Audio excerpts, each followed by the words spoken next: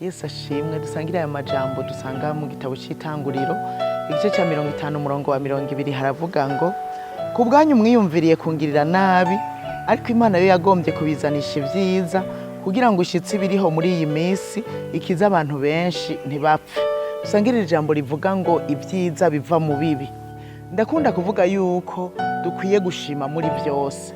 Kanatsinda ni Imana itugomba ko muri Kristo Yesu nkuko Paulo yavyandikiye abitesalonika arababwira ngo mwame mukenguruka muri byose kuko icyari Imana ibagomba ko muri Kristo Yesu. Cuti mwene data wa muri ubushima muri byose. Ibi biriko birakuba kuno munsi birashobora kuba biriko bigutegurira ivyiza byo muri kazoza. Subira inyuma urabe wewe uri kuranyumviriza.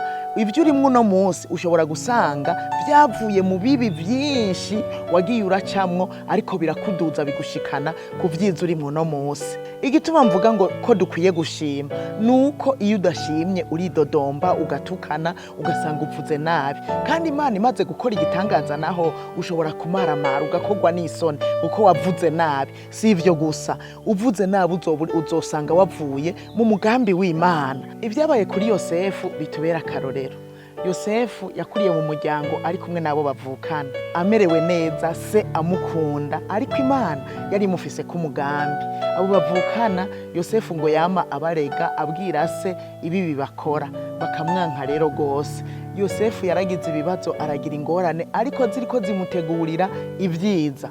Yosefu yaragurishijwe na bene wabo atwagwa muri Egiputa, kandi nagira ndababwira iyo Yosefu atagurishwa nabo bene wabo wajanwe muri Egiputa nta kuntu yari kubatabara mu gihe kikwiye muri cya gihe c'inzara. Kugurishwa kwiwe ngo ajanwe muri Egiputa nubwo vyari bibi kuri Yosefu, nubwo vyari biruhije kuri Yosefu, byarimwe umugambi w'Imana wo kuzotabara bene wabo. Amaze gushika muri Egiputa naho nyene nimwave mwibaza ngo yabayeho neza, yaragize ibibazo naho nyene.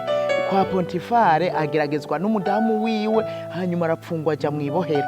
Mwari muzi iyo Yosefu ataja mwibohero ko bitari gukunda ko ashika ibwami.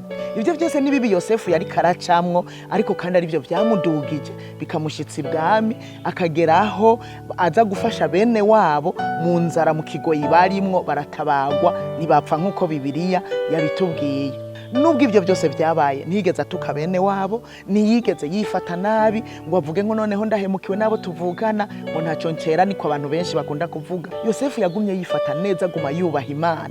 Nshuti yanje unyumviriza, muri byose ugume wubaha Imana. Ibintu bibi nivyaza guma wubaha Imana, ejo bizoguhindukira vyiza, kuko Imana irashoboye gufata ikintu canduye ikagikuramwo ikintu ciza. Irashoboye gufata ibintu bibi byariko birakubako bikakubera ingazi ikuduza. Kubw'ivyo rero no mu bibi wifate neza, kuko Imana irafise ububasha bwo kubihindura bikaba vyiza, nubwo vyari bibi nawe ukamererwa neza. Mbere si ivyo gusa, ugasanga ukijije benshi.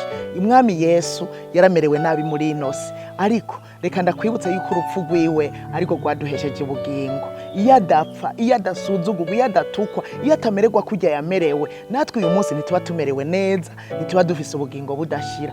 Burya Imana yonyene niyo ishoboye gukura ikintu canduye ikagikura mwiciza, kandi iyi Imana niyo iri kumwe natwe muri runo rugendo. Nitwaca mu bibi izobana natwe kandi bizovamwo ivyiza bigende biratubera akarorero, hanyuma tubabashima muri byose, kuko ivyiza birashobora kuva mu bibi. Yesu abahezagira.